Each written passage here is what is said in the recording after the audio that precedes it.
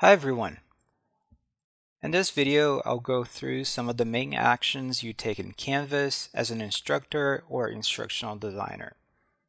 Canvas is the learning management system used by Boise State University, so you should be familiar with its functions as a student. Canvas is also one of the most popular LMSs among higher education institutions. For this reason, it's important to know how Canvas works if you're planning on pursuing a career as an instructional designer in higher ed. What you're seeing on the screen right now is the instructor view for the course that we will use for your skill building exercise number 4 in Canvas. You'll notice that the column on the left side of the screen, under the course title, some of these pages are followed by the icon with a line over the eye. That means that this page is invisible to students. Additionally, some options are only available to the instructor by default, such as SCORM and Accessibility Report. I'll switch to the student view so you can see the difference and how it looks for the student as opposed to the teacher.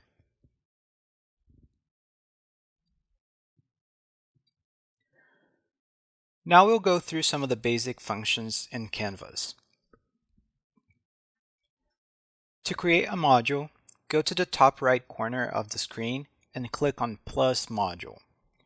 That will open up a screen where you'll write the module name. You can also add any prerequisites for the course if there are any. So here you can add any prerequisites, but we are going to leave it empty.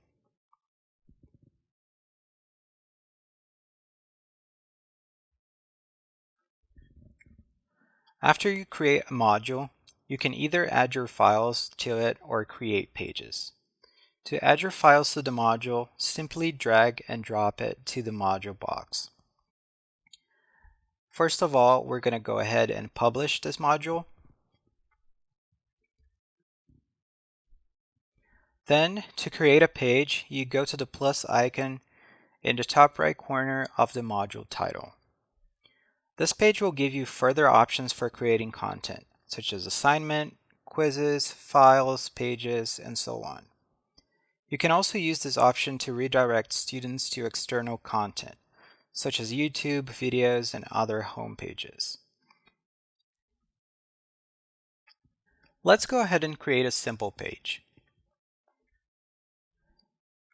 When you choose Page in the drop-down list, it'll give you the option to either choose a page that is already in the course or to create a new page. We'll go ahead and create a new page. Then, give it a page name and choose the indentation. This is important for organizational purposes. In our case, since this content is not dependent on any other, we'll choose not to indent. After you create this page, you're ready to populate it. Click on Sample Page to start working on it. On the top right corner of the screen, click on Edit. Here you can add text, links, images, videos, and attachments. When you're done editing your page, click on Save and Publish on the bottom right corner. Now let's add a quiz. Go back to the module, click on the plus icon, and choose Add Quiz. Again, you can choose from existing quizzes or create a new one. Let's go ahead and create a new one. Choose the quiz name, the group, if applicable, and indentation. For this tutorial, we'll be creating a classic quiz. The new quiz option gives you more types of assessment, but most of the time we'll be using multiple choice, which is easier with the classic setup. Go ahead and create it and then click on the quiz page you created. You'll see this main screen with the quiz overview page. Here you're going to add the quiz instructions, the quiz type, if it's graded, ungraded, if it's just a survey, and then we have other customization options, such as allowing students to take the quiz multiple times and scheduling a time when students will be able to see the correct answers. Then we go to the Questions tab, and here is where we'll start creating the questions. Go to New Question. In this screen, you add your question and the answers. Notice that the drop-down defaults to multiple choice, but you're given many quiz types to choose from. Then, add the correct answer and other possible wrong answers. Here, just adding a few. Here, just adding a few possible answers. You're also able to provide customized feedback for every correct or incorrect response, along with general feedback. Note that you can also change the placement of the correct answer by clicking here on the green arrow next to the correct option. When you're done, click on Update Question. You can then add more questions or go to the bottom of the screen and save and publish. Now let's go ahead and preview the quiz as a student. This is how students will see your quiz. On the right corner, students will be able to see the number of questions and see how much time they spend on the quiz. When you're done, click on Submit. Depending on your feedback options, students either will or will not see the feedback and the correct answer. Now, let's go back to the modules page and create a discussion.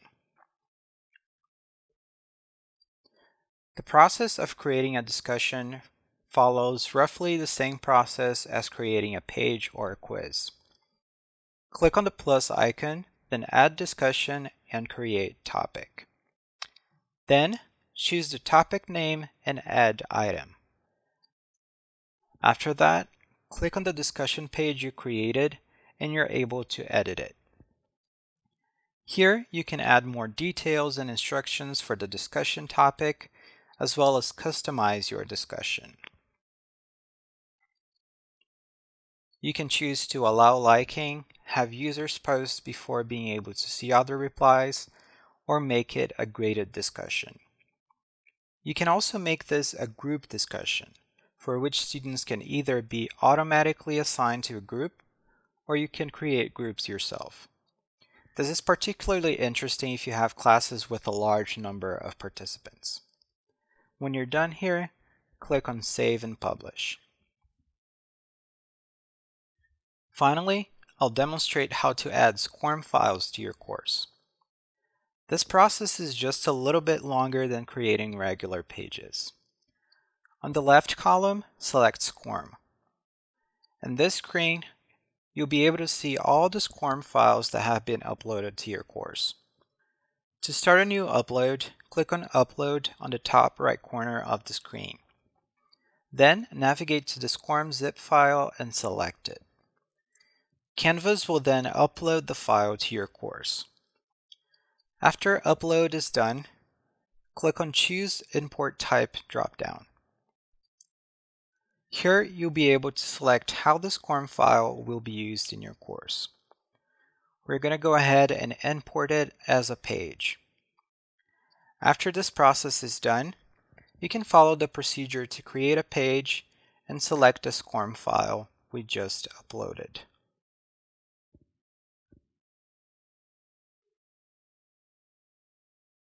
Click on it and it will be there. You can also edit this page to, for instance, add texts or images. You can also edit the HTML of the page to change the size of the e-learning artifact on the page.